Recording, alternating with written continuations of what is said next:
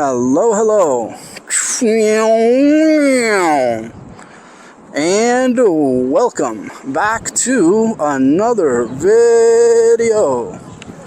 Folks, I am on the Veteran Patent in Central Park, and today I want to talk to you about one of the hottest topic issues in EUC riding, in the EUC world in general. Regulation. It's the word that everybody hates. Anyone who rides one of these things hates the word, the concept, the idea of regulation.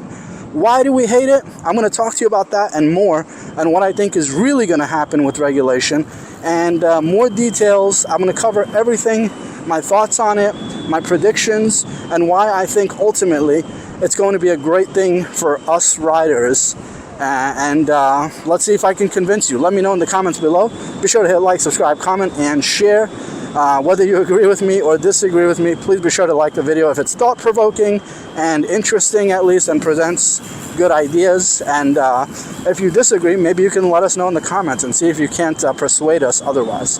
Okay, grab some snacks and let's do this thing. Folks, EUCs currently right now are in a gray zone, meaning if you buy one of these from ewheels.com and you just ride it around your city, in most cities around the world, the law kind of currently says they're not allowed, okay? But you still see them everywhere. You see them all around, no matter what city you're in, and you really don't see police officers pulling you over, writing you tickets. Most people in the Facebook and Telegram chats are reporting that they haven't experienced harassment by police or enforcement, with a few exceptions. I do know there are a few exceptions, and there are a few YouTube videos out there where EUC riders have been pulled over, have been spoken to. Some received warnings. I think in very rare instances, a few guys have received summonses or tickets. And I don't think there are any situations where like EUC guys are being regularly run off the road and chased down and pulled over and written tickets and having their wheels taken. I don't think I've seen or heard of that happening really anywhere. So, but what's the current real answer here, and what's going on, and where is it headed? I'm going to tell you from my keen point of view, from my insights, what I think is going to happen, starting with NYC, New York City, really the epicenter of a lot of things in the world.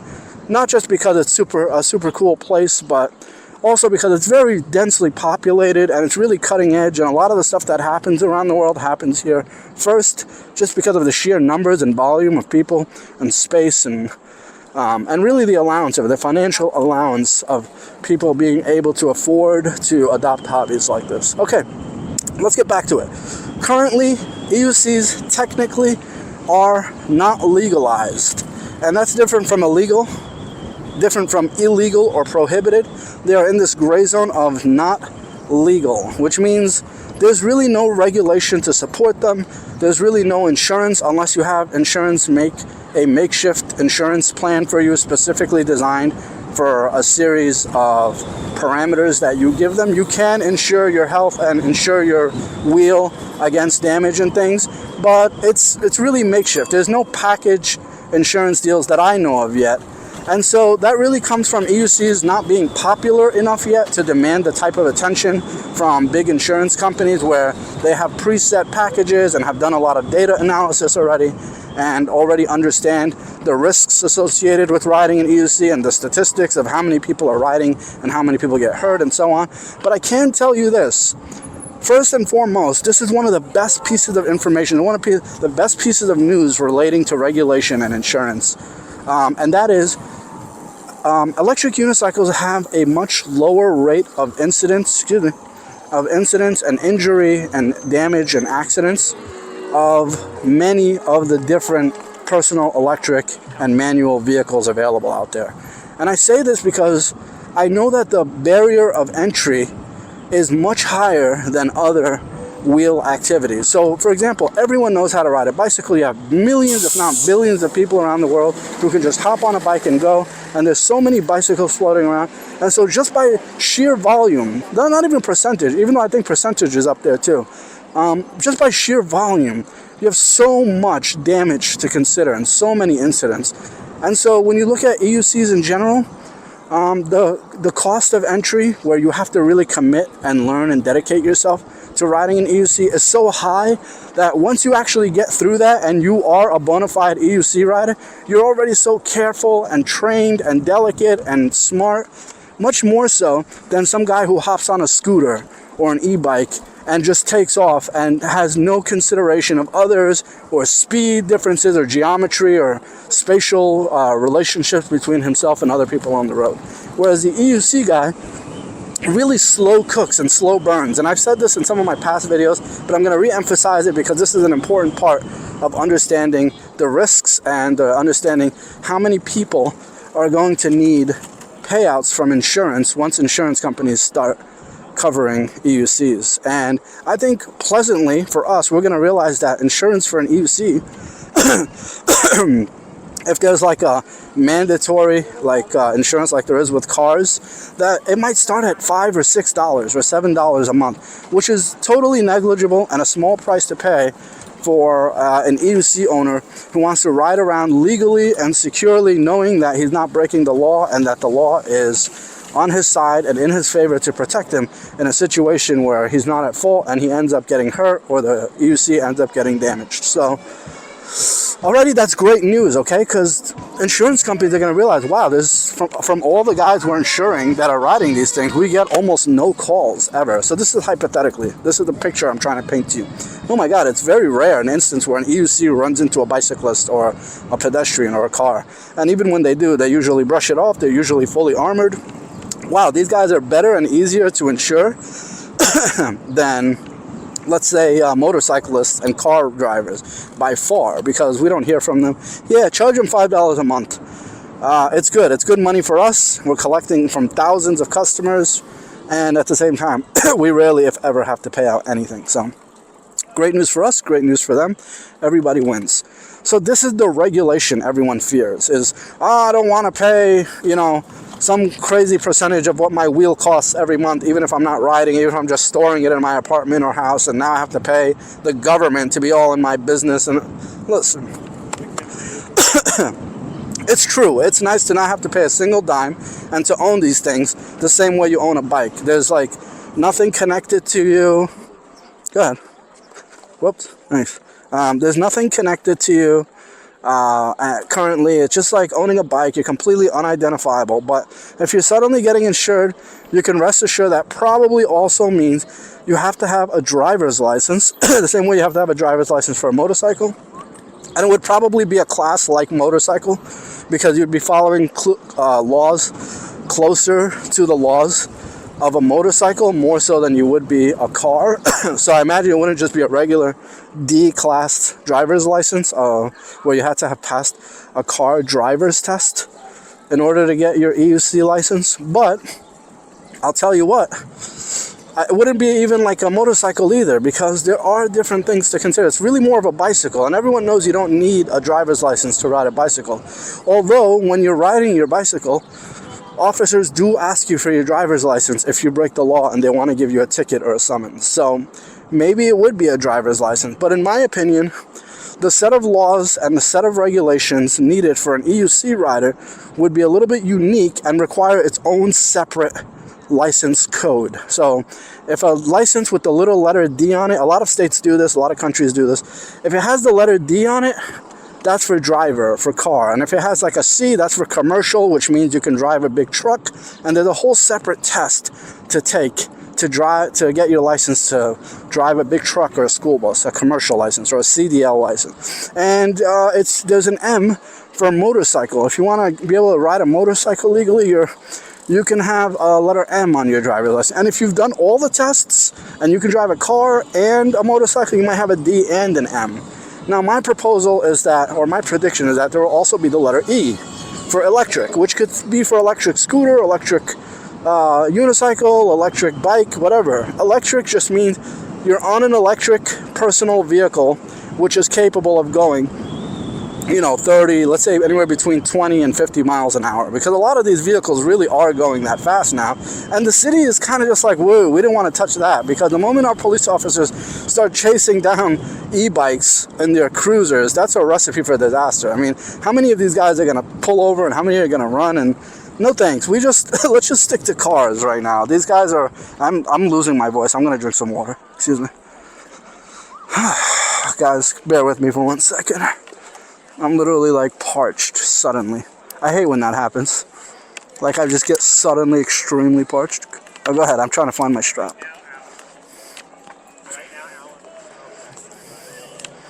Really, helmet? Okay, there it is. Let me go over there. My man. Alright, I will finish what I was saying as soon as I drink some water.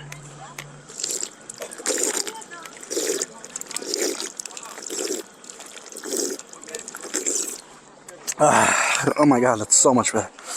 That's like life-saving right now. Okay, let me just put on my helmet strap.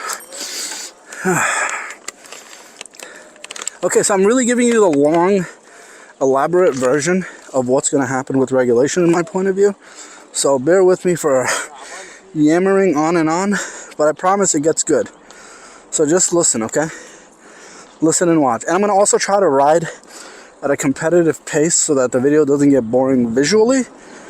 And for me, entertaining-wise, I want to go a little bit fast so like I can enjoy the ride. I can feel the wind in my hair. Mic check. 1, 2. Okay, everything looks good. If I see a fellow rider, I might mic him up. So, be ready for that too, viewers. Guys, thanks for all the love and support constantly in the comments. Hope you're enjoying today's video. Okay, back to the topic. Also, I'll spam you guys less. I know I started spamming people a lot in my videos. I gotta stop doing that. I'm conscious of it. I see it. I hear you. Okay. So, riding codes E for electric. So now your driver's license, if you are like a real go-getter, your driver's license might have a D, a M, an E, and even a C if you were a trucker at one point in your life. So 4 codes. Okay, so a police officer pulls you over, license and insurance please. Yes, you have plates on your EUC now. Yes, you register it, but registering it is free. There is a small fee for the printed ticket they send you in the mail, but it's not like a few $100s like it is with a car. It's like $7 because they just send you a little thing. You can't get camera tickets. It's a little number, you just stick it. It's like a little registration sticker. You just stick it on your wheel, and it just says that wheel belongs to you. It's not stolen. It's got your information attached to it. So if a police officer scans it, he can see, your name, address, or whatever. It's your wheel, and it will match your license and your insurance if needed. Excuse me, pardon me. Thank you. Okay. Registration sticker, again, not a big deal. Maybe even skip away with that part. It's not a number plate where, like, if you eat a red light, you get a camera ticket or whatever, like a motorcycle or a car. That's not how far it goes.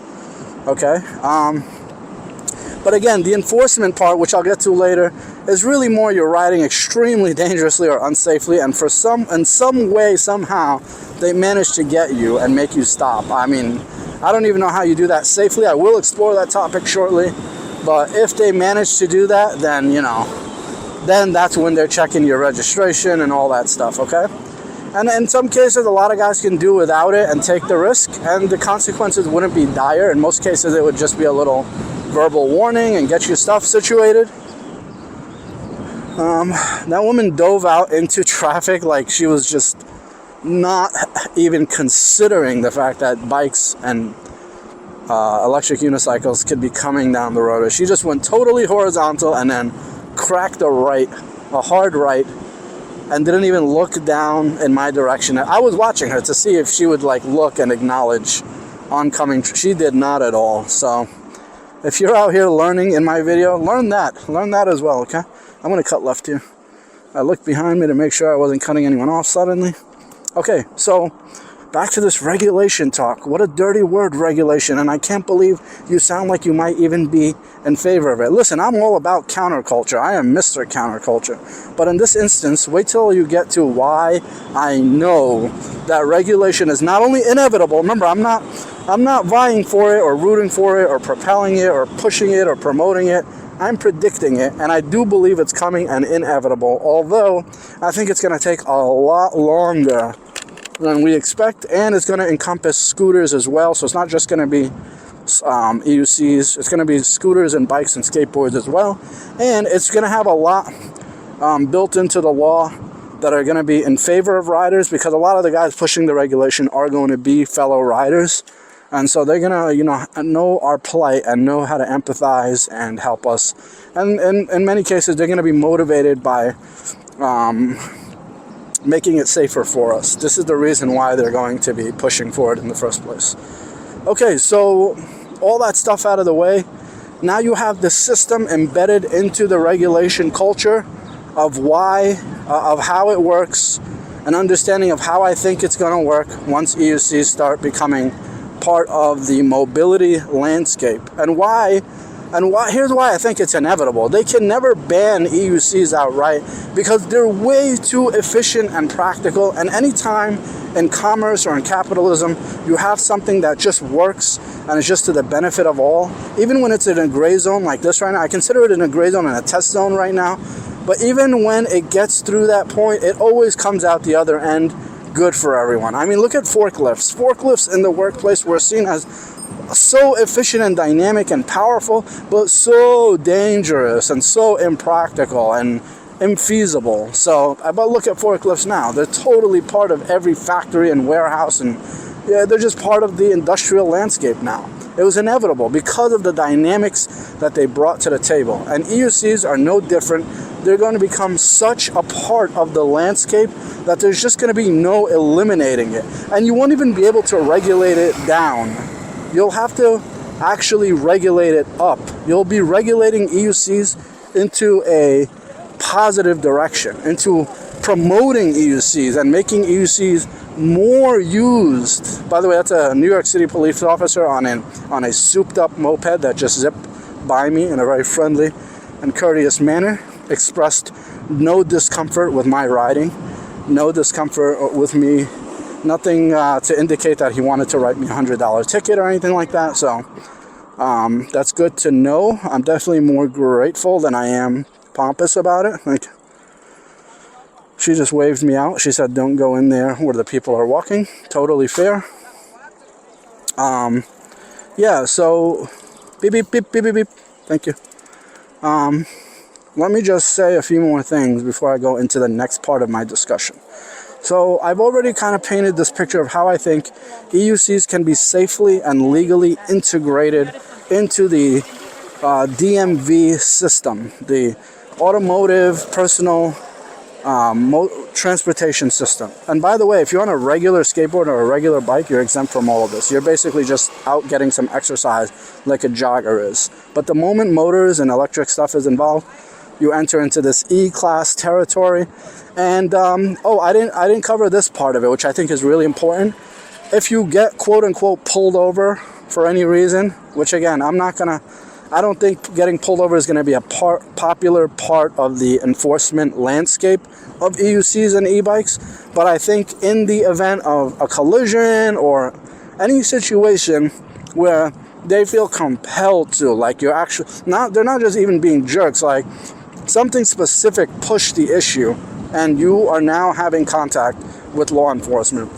In that situation, the enforceable elements are going to be not only your registration, insurance, driver's license, eligible driver's license for that class of vehicle, but also a couple of safety elements, which will be helmet at the very minimum, and it will be smiled upon that you have more protection on than that, but the minimum will be helmet as an enforceable minimum, like a full face if your wheel is capable of going above 30 miles an hour.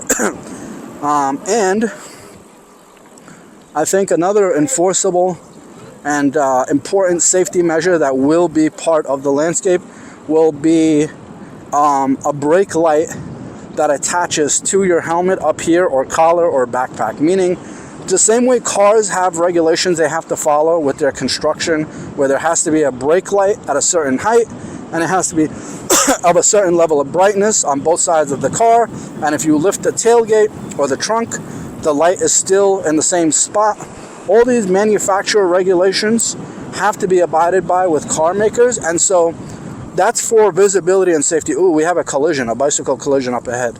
I'm gonna go take a look and make sure everybody's okay. I think everybody's okay.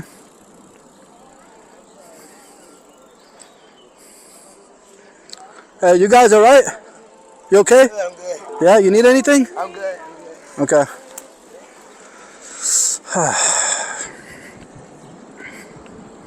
Okay. So finishing my thought. The helmet light, and I'm thinking of brake free. Now I think there will be a lot of competitors to brake free, but I'm just going to use brake free as the shining example right now because it's so simple that you can actually integrate it now as a safety protocol, because you literally just stick it onto your helmet or to your backpack, and the motion sensors inside of the brake light, they light up whenever you slow down, and if you lean left or lean right, they actually signal, and then you can attach them at a safe height where drivers and pedestrians and bicyclists and anyone really can see you, and a certain level of illumination should also be required, and your battery level should be clearly indicated before you leave your house so that you know you got to charge it and everything. With those elements solved as far as brake lights are concerned, I think now you have a legitimate safety standard that all bikes, scooters, and e-wheel riders can adhere to, and that really drastically make a difference for their safety. So brake free is on the verge of something incredible with the light that they developed. I actually bought one. I've been meaning to attach it to the back of my helmet. I'm going to be very soon, so in coming videos, look out for that. You will see it. It literally just slaps on there. There's no Bluetooth connection to fiddle with or some fail point for the light to constantly need to be adjusted or worked with in order for it to work properly. You just put it on, and I guess you turn it on maybe right before the ride begins, and it's got plenty of built-in battery life, rechargeable battery life in there to last you for many rides. And you can always unclip it from your helmet, put it on your desk, connect it to your charger, and then put it back on your helmet, which to me sounds totally manageable. And now you're saying, okay, these lights on the back of these electric unicycles, which are like placed way too low and are way too dim for safety, for people to be seeing you when you're actually out at night, which is just laughable. It's absurd to think that that's even close to safe. You know, if you're 100 feet away from a cab driver at night, and maybe it's even a little misty or rainy, that little red light you have on the back of your electric unicycle or even electric scooter or bike is like practically invisible, practically imperceptible. And that's understandable. I mean, what do you want these manufacturers to do? Put a giant Christmas light on your device and have an antenna sticking up out of the wheel so that the light could be at a decent height, and now your wheel dynamics have all shifted and you have this wobbly, dangly light thing? No, it's too impractical. It's infeasible, but the light on your helmet is totally cool. Or a backpack light. I think either of those should check off the box and will qualify you for having the proper safety light equipment. And then maybe there will be some little handheld remote thing that can check the light intensity to make sure that it's not too dim, that it's bright enough, but a lot of people will be able to eyeball it as well. And so that would, I think, cover safety requirements and regulation of electric unicycles. Now, all that said, who wants to be some nerd with a sticker on their wheel and a driver's license in their pocket and this and that and insurance and that? Oh my God, that just ruins electric unicycles, doesn't it? Look, it does by a small percent. I will admit that. I mean, but look, most riders are already qualified and basically abiding by and adhering to all of these principles already. We're already almost all ages 35 to 55 who own cars and drive cars and motorcycles and have valid driver's license and insurance. And this is like really just a skip in the pond in terms of additional added labor, and we're already talking about it being much lighter on the pockets and much lighter on the like the chore value. It's not going to be like major, heavy, difficult tasks required to get it done. Okay, there's two fellow riders here that I'm just running into, and I think I know the guy on the left. I do think that's Mr. Steph One Wheel.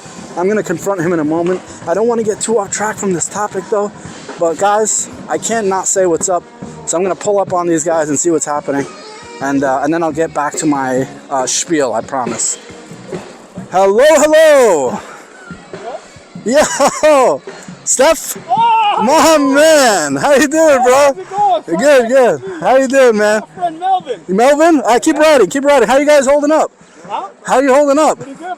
Wow, amazing. I finally run into you, huh? Oh my God, you recognize me? I did. I saw the gear in the wheel. Recognize the gear, right? I even just said it. I'm recording now, by the way. I was like, I think that's Steph. I think that's Mr. Steph One Wheel. Dude, my man. Yo, say what's up, brothers. How you doing, YouTube? What's going on? Big shout out to Mr. Steph. I'm sure you guys all know Mr. Steph. He's in the comments. He has his own videos, his own channel. This guy's a legend. He picked up the hobby and just got right to it, and just, wow, just phenomenal rate of just growth and learning really fast. Cool guy, fun guy, great channel. Check out his work. I can go on and on and on. I can go on and on. Nice to really finally meet you, Mr. Steph. Yeah, definitely. I was here earlier doing laps. I was hoping to run into you. Stop. Then I had to go make a run. It's such a beautiful day, huh? Yeah, it's beautiful. You saw the middle? How everybody's in the middle? Oh, yeah, I did, yeah. Oh, my God. Unbelievable. How are you doing? How's your family? How's everything? Great. Everybody's great, man. Thank God. My wife and kids went to Jersey to her sister's house. Oh, amazing. Took advantage. The boys will play, huh? Definitely. Yeah, that's great, man. When I was riding early, I was like, let's see if I run into him. Stop. You really were wondering if you'd run into me specifically? And then right now, that was earlier. Right now, I'm like, we're heading home, and I'll see you now. Stop it, bro. Unbelievable. I'm so happy I got to meet you. Thank you, man. Likewise to you, man. We've been following each other on YouTube for so long. Yeah. He's been watching. He saw my journey from when I started in one wheels, and now he sees what I'm doing now, and I'm trying to follow in his footsteps. Yeah. Dude, you're ahead of my footsteps now. I mean, you were just killing it. You were just killing it. And what's your name again, sir? Me, I'm Mel. I'm also infamous as FPV. I'm a drone pilot as well. Oh, stop. Yeah. Amazing. And you also have a channel?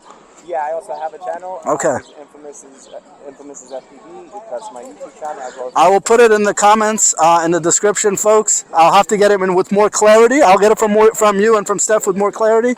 And wow, amazing. So you're also all in this, huh? Yeah. I love your gear, your wheel. It looks like you have a master. Yes, sir. Amazing. Super acceleration, huh?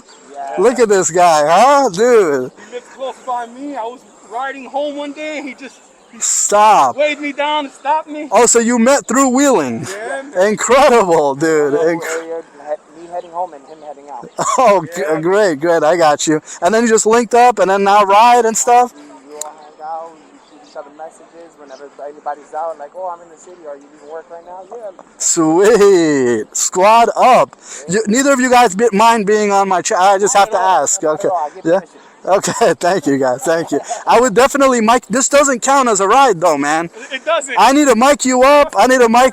Bro. And we need to really. We definitely gonna do this for sure. We need to really dig in. You understand? I'm looking forward to hanging out and doing a quick little interview and stuff like that. Dude, ride around the city, everything, man. Yeah, man. I have to ask. The patent?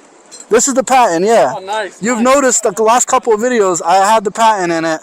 So the Sherman I still have, there's a lot going on for me right now. I'm trying to always update. So you got the links too? Not yet. Oh, okay. Not yet. That's why you put a video. I didn't get to watch it. Yeah.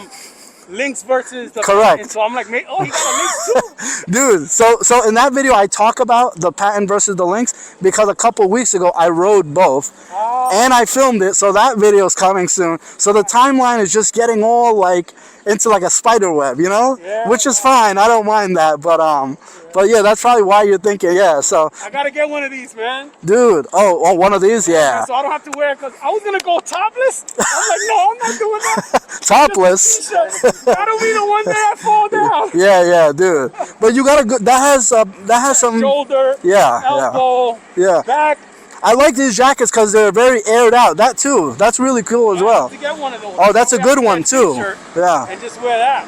Yeah, exactly. That's awesome, man. And you don't get too hot in that, right? Depends if you wear, like, I wear a t-shirt. Okay. I notice you have the thing on underneath the helmet as well. Yeah, that's incredible, incredible.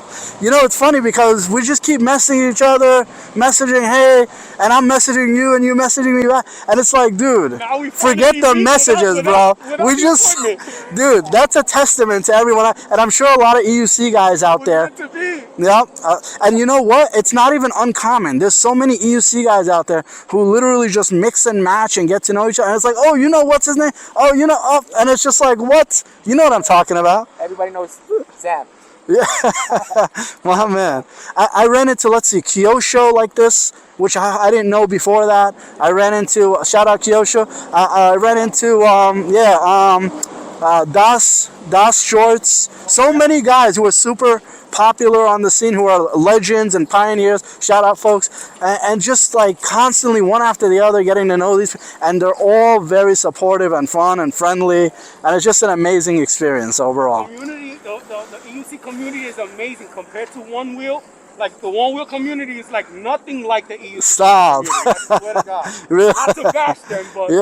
like I swear to God, I met more people and the support is like, it's crazy. You're in a safe place now, brother. Yeah. No, but that's cool, man. They look cool and all that, but you know, it's just a different game. It's a different speed. We love to rag on them, by the way. So no offense to your old life, to you, but you know, they're just much slower, and that's it.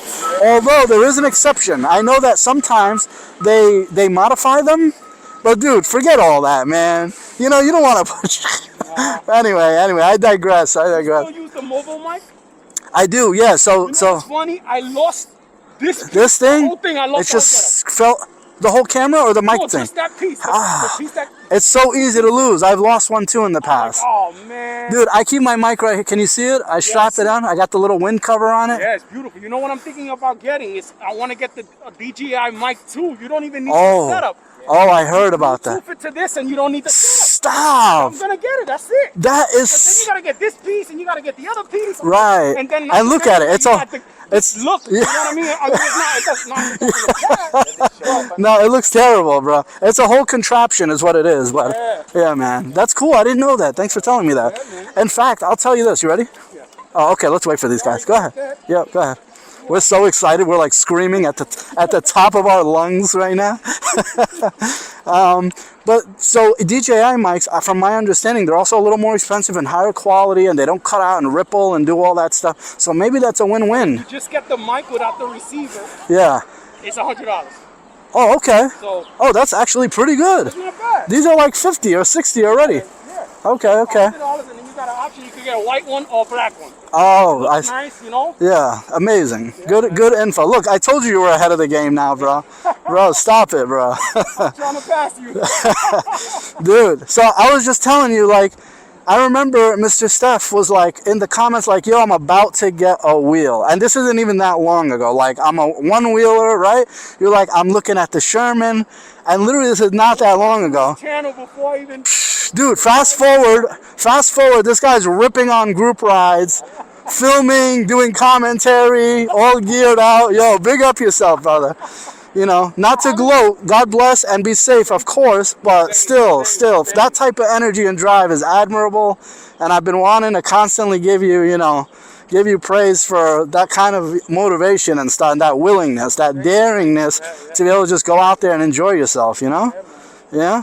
Yeah, man, so good, man. Same to you, of course. I mean, you're clearly a veteran. You got one of the fastest wheels in the game. You're armored up. I got 1,200. Yeah, for sure. I got linked a V11 last summer.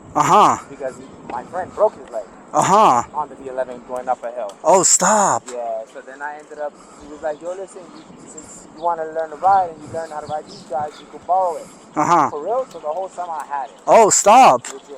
And then that's it. He wet my whistle. I needed to get one. Amazing. Mandatory. So Okay.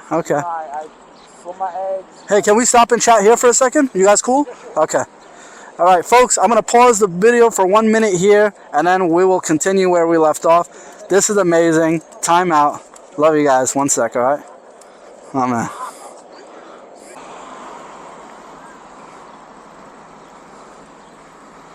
All right, folks, I'm back. That was Steph and Revolutionary Riders. I have to look again.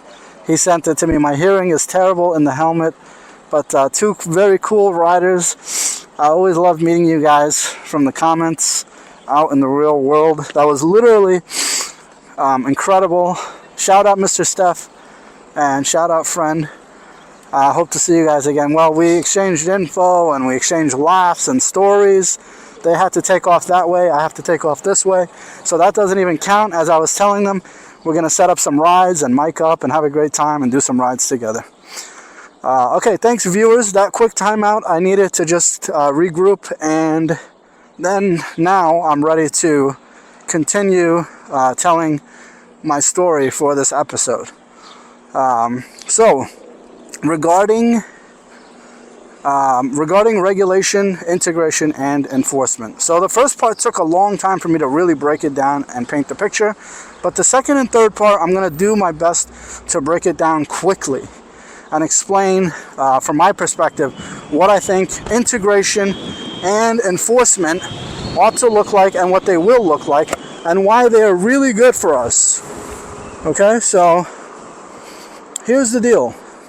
Integration means that once all the regulation stuff is out of the way and the DMV and the state and the city and cities around the world have a place for us and have safety standards that we can all follow and adhere to and abide by to make sure that we get home safe every day, and to make sure that the payment thing is kept to a minimum so that we're not discouraged and disheartened by the whole thing, so that we are in fact encouraged and likely to adhere to the guidelines and ride safely and protect ourselves and other pedestrians and car riders and other fellow riders with minimal amounts of cost, so that we still retain that freedom aspect of it.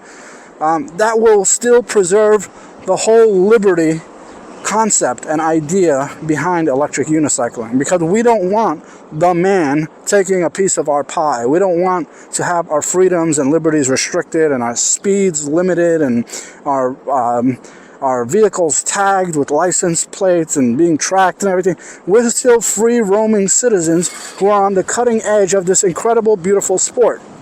That's how it ought to be. That's how it should stay. That's what makes it so efficient and dynamic and attractive. And the city wants that. The city wants to sell vehicles and have people get to work faster and reduce congestion. The city wants us to be law-abiding citizens who care about other people. The city wants... So we're all in the same boat, and we just need to align our senses and align our understanding with one another so that everything falls into place where everybody wins and we're not taking big bites and chunks out of each other and arguing, okay? This is how I see it playing out. Does that mean that's definitely exactly how it's going to play out? Likely, yes, because I have a good way of predicting and understanding how ecosystems balance themselves out and how things work together to push towards the direction of the naturally moving, flowing order of things. So yes, that is how it's going to happen, I'm sure. And I also predict that it's going to take a really long time for it to get to that point, because there's just simply not enough riders. There's not enough people out there riding and buying wheels and going out there. And with the amount of us that there are right now, even though it's like we all know each other and we feel like we're all a densely packed rich community, we're not. We're really a small smattering of riders that are just not even worth the entire governmental apparatus system's time for them to spend their time drawing up these bills and drafting these. No, it's just not going to happen. Not for a long time, or unless the sudden production and sales of these things go up insanely for some reason out of nowhere. Even then, I don't even think these companies have the production to meet the type of volume that we're talking about. Unless like some James Bond movie like features a crazy EUC race scene and then suddenly becomes mainstream, and E-Wheels is now selling 100 times the amount of wheels they were selling the same time last year. If something like that were to happen and somehow production can actually meet that level of consumer demand, then yes. And at that point, I would say, yeah, we've reached a point where regulation is coming right down that pipe.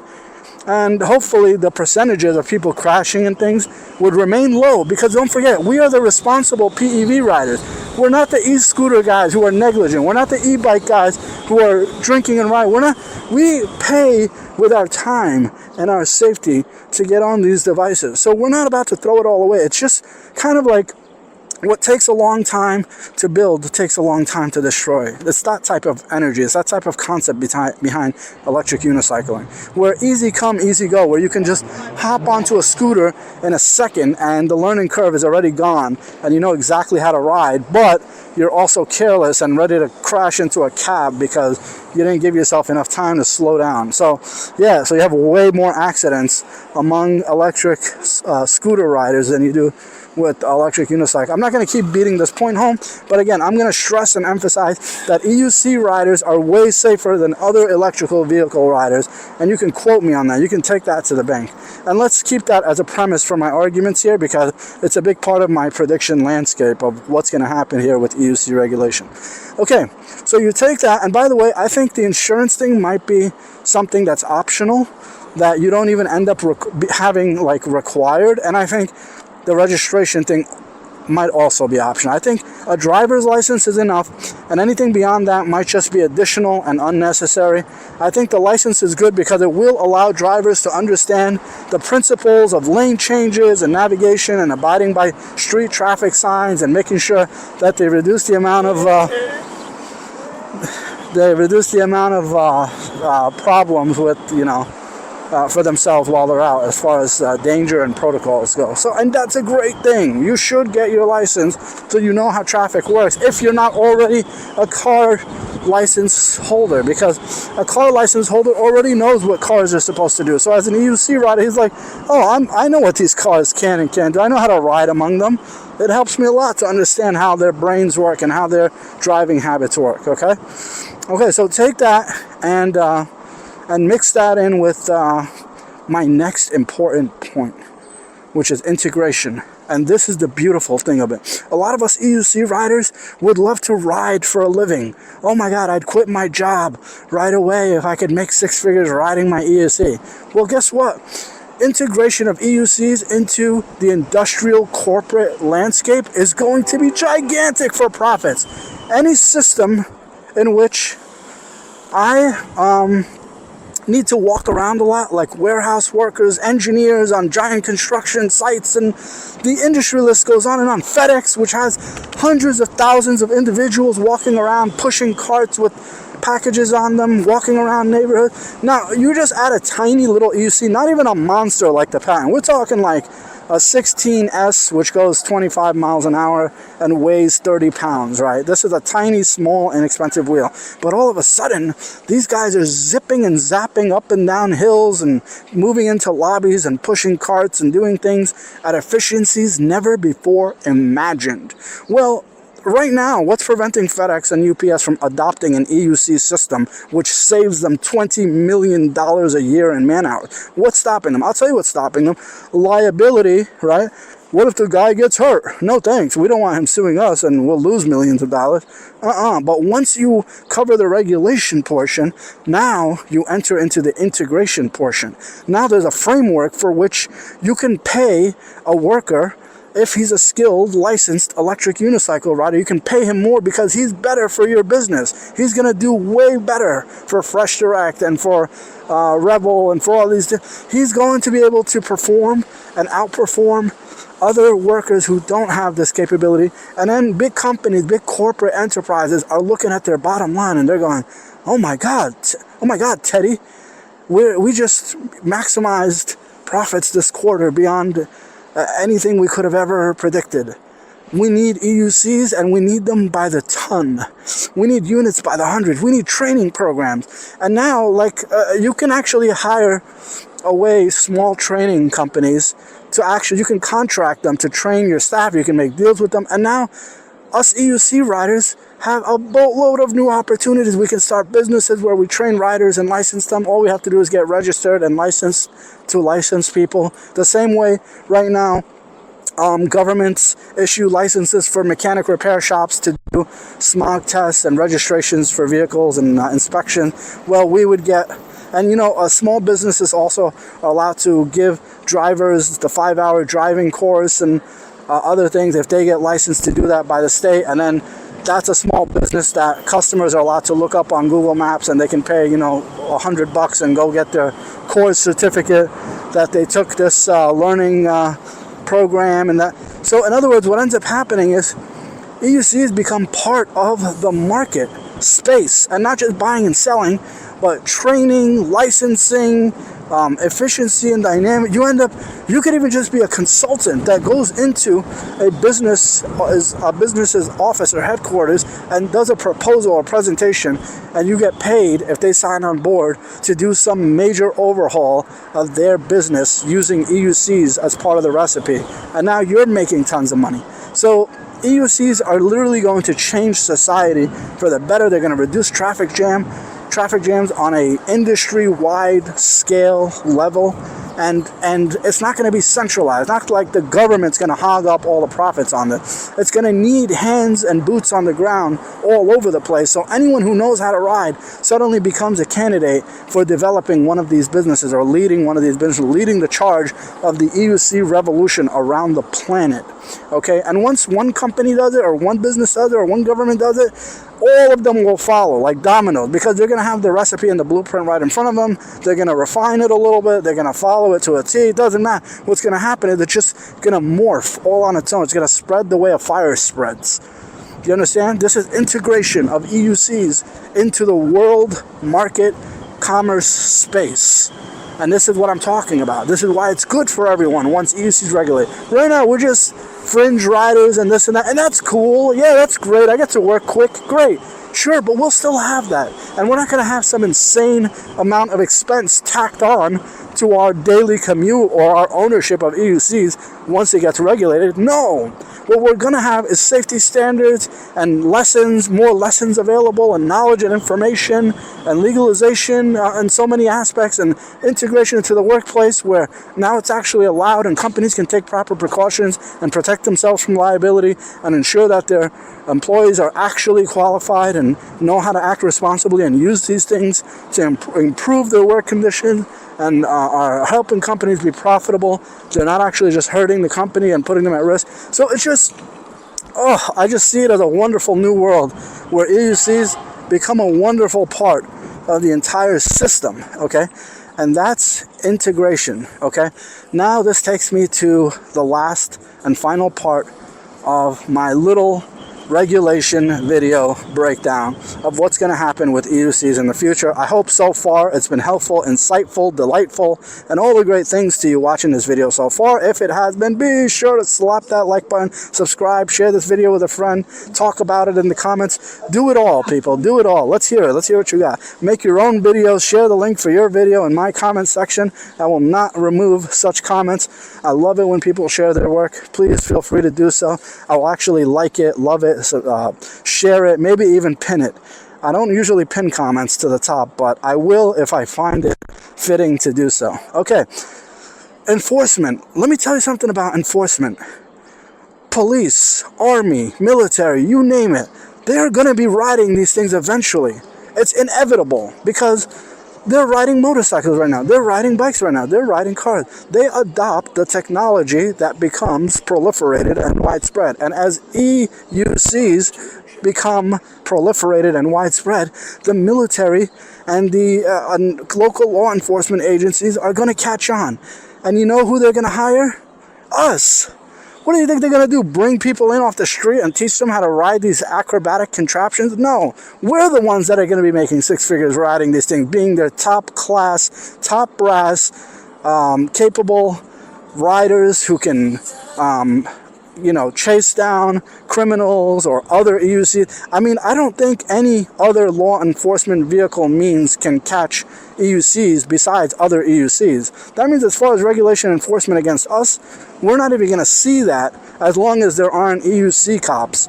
And that's going to be a while. So cops like cars and bikes and mopeds and all that are already not looking at us. They're really looking at unlicensed motorcycles and other unsafe operators of illegal vehicles. But electric unicycles, I think people already know unanimously across the board that we're the good guys. You don't need to chase us down.